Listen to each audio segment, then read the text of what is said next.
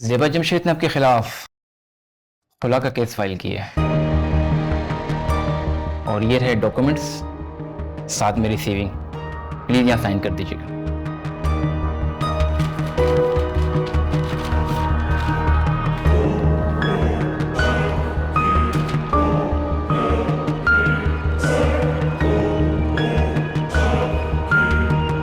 Sir please sign कर दीजिएगा।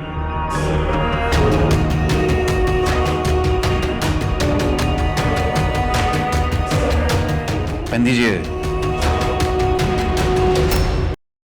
अच्छे लोग हैं। अगर जवेरिया के क्लास फेलो वाला मसला ना होता तो मैं उसी दिन आपसे बात करने वाली थी। चलो मैं सोचती हूँ उसके बारे में, या फिर उनसे कह दो मिलने आ जाए।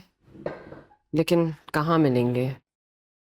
फिलहाल मेरे घर की कोई हालात नहीं है कि कोई वहां आए। तो कोई मसला नहीं ज़ेबा बाजी, हम उस्मान की तरफ बुला लेंगे, वरना मैं अपनी तरफ बुला लूँगी। बहुत अच्छे लोग हैं, ज़्यादा अमीर नहीं है लेकिन पढ़ी लिखी अच्छी फैमिली है। वालिद साहब स्टील मिल में काम करते थे, रिटायर हो चुके हैं। बेटा दुबई में काम करता है, इंजीनियर है। माँ बाप उसके साथ रहते हैं। 2 बहनें हैं, दोनों की शादियाँ हो चुकी हैं। जवेरिया बहुत खुश रहेगी वहाँ पे। चलो फिर बिस्मिल्लाह करके शुरू करो। मैंने तो आपके कहने से पहले ही शुरू कर दिया था। मैंने उन्हें पिक्चर दिखाई जवेरिया की, बहुत अच्छी लगी उन्हें। अब वो बस आपसे मिलना चाहते हैं। जामी के हवाले से क्या बताया उन्हें? यही कि दुकानों का रेंट आता है और खानदानी प्रॉपर्टी है। अब आप बताएं ज़ेबा बाजी, मैं क्या ही बताती कि जामी भाई कोई काम नहीं करते।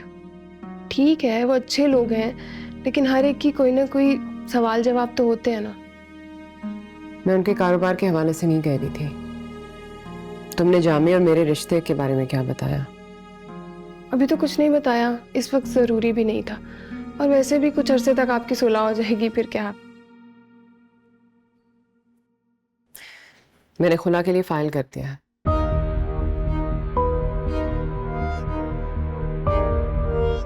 सोच लें, पक्की बात है? हाँ, इस दफा मैं पलट के वापस नहीं जाऊंगी। तो तुम उनको ये बात बता देना, बल्कि ये भी बता दो कि जामी कुछ नहीं करते, कोई प्रॉपर्टी नहीं है, कोई दुकानों का रेंट नहीं आता, निकम्मा ही है। ये नहीं कह देना, लेकिन उनको साफ सच सच बता दो। कल को रिश्ता इनकार हुआ तो मैं ये नहीं चाहती कि वजह ये थी कि हमने चीजें छुपा के रखी थी। ठीक है फिर बता देते हैं। देख लेंगे जो होगा, अल्लाह मालिक है। अम्मी अभी मैंने इस बारे में नहीं सोचा। तो सोच लो आराम से एक दफा। अम्मी हमारी जिंदगी एक खुद एक मैस है। फिर मैं एक रिश्ता परेड हैंडल करूँ, फिर एक रिजेक्शन।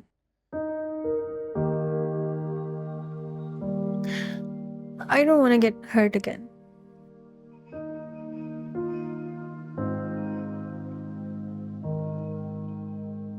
अब बस मुझे मेरे करियर पे फोकस करने दें। मैंने तुम्हें अपने करियर पे फोकस करने से बिल्कुल नहीं रोका। तुम्हें जो करना है करो। बस ये एक अच्छा ऑप्शन था तो देखने में कोई हर्ज नहीं। अम्मी कौन हाँ कहेगा हमें? आप इस घर को देखें, आप हमारी जिंदगियों को देखें। अभी थोड़ा स्टेबल होने दें, थोड़ी पेशेंस रखें।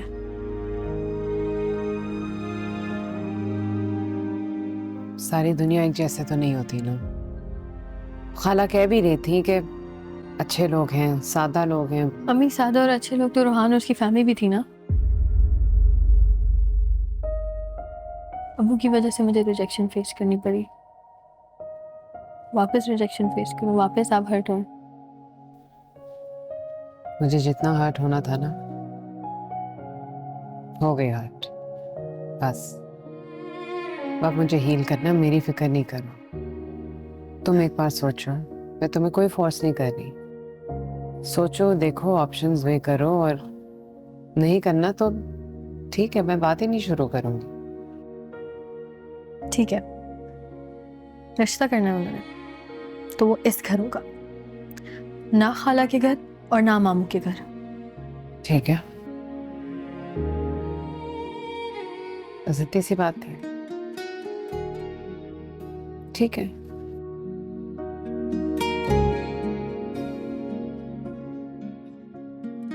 सानिया,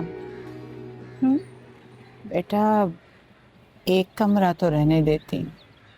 कभी कभार अगर ज़ेबा आ जाए तो कोई एक जगह तो हो उस बेचारी के रहने के लिए। तो बस एक कमरा उसके पास रहने देते हैं।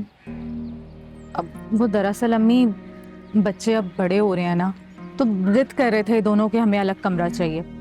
और आपको पता है इन दोनों ने तो मुझसे पूछा भी नहीं, खुद ही जाकर कमरा सेट करना शुरू कर दिया। फिर उस्मान फर्नीचर भी लेकर आए थे तो कमरा सेट हो गया। आप ज़ेबा बाजी की फिक्र नहीं करें ना, वो आएंगी तो आपके कमरे में रुक जाएंगी। आपका कमरा तो अच्छा खासा बड़ा है।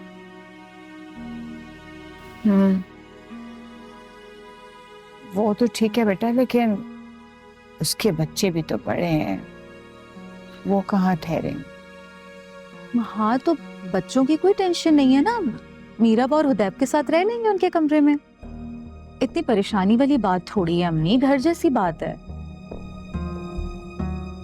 चाय तो पिए ना, ठंडी हो रही है। पीती हूँ मैं चाय, कॉफी खत्म कर लो। अस्सलाम वालेकुम बाजी। वालेकुम सलाम। ये बाजी उस्मान साहब ने आपके कमरे का फर्नीचर भिजवाया है, अच्छा, आ जाए। लेके जाओ। बाजी मैं और फर्नीचर भिजवा रहा हूँ। ठीक है।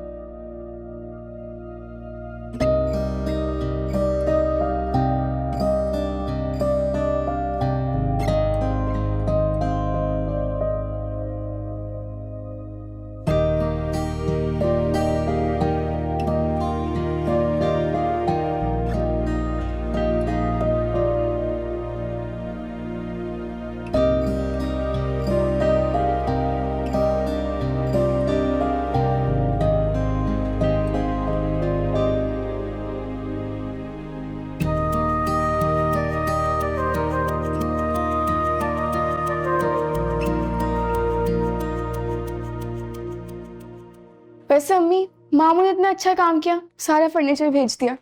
देखिए आप करूँ कितना अच्छा लग रहा है अब। तो मेरे अब्बा ने ये सब कुछ मेरे लिए बनवाया था कि मेरे लिए हमेशा एक कमरा होगा घर में। कारपेंटर को अपने सामने बिठा के हर चीज़ खुद से बनवाई, डिज़ाइन किया, ड्रेसिंग टेबल, बिस्तर, शेल्फ। अब देखो, मामू को जब पता चला कि हम लोग इस घर में आ गए, फौरन उन्होंने सब कुछ भेज दिया। तुम्हारे नाना जिस तरह थे ना, हमारा ख्याल रखने वाले, मोहब्बत करने वाले, मामू बिल्कुल ऐसे ही हैं। अपने दिल में हमेशा मामू के लिए प्यार रखना, इज्जत करना उनकी, बहुत ख्याल रखते हैं हमारा। अल्लाह उसको अपने हिफ्ज़ व अमान में रखे।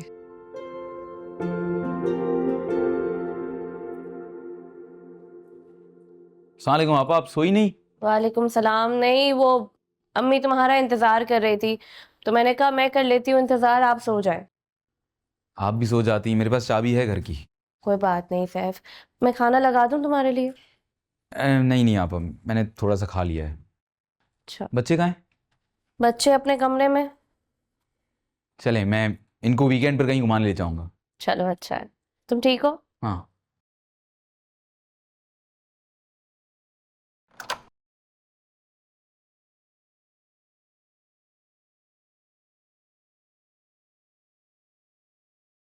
अस्सलाम वालेकुम।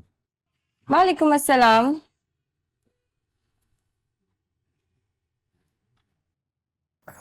तुम अभी तक बैठी हो? तुम्हें इतनी देर मेरा इंतजार नहीं करना चाहिए। आपका इंतजार नहीं कर रही थी। आपकी भांजियों ने इतना शोर मचाया हुआ है कि कोई सो सकता है यहाँ पे। हर थोड़ी देर बाद कमरे का दरवाजा खोलकर अंदर आ जाती हैं। अरे तो अच्छी बात है ना, प्रैक्टिस हो जाएगी तुम्हारी, हमारी बच्चे हो जाएंगे तो वो भी यही करेंगे। एक तो मैं आपको बता रही हूँ, ऊपर से आप। तुम फल खाओगी? मैं फल लाया था तुम्हारे लिए।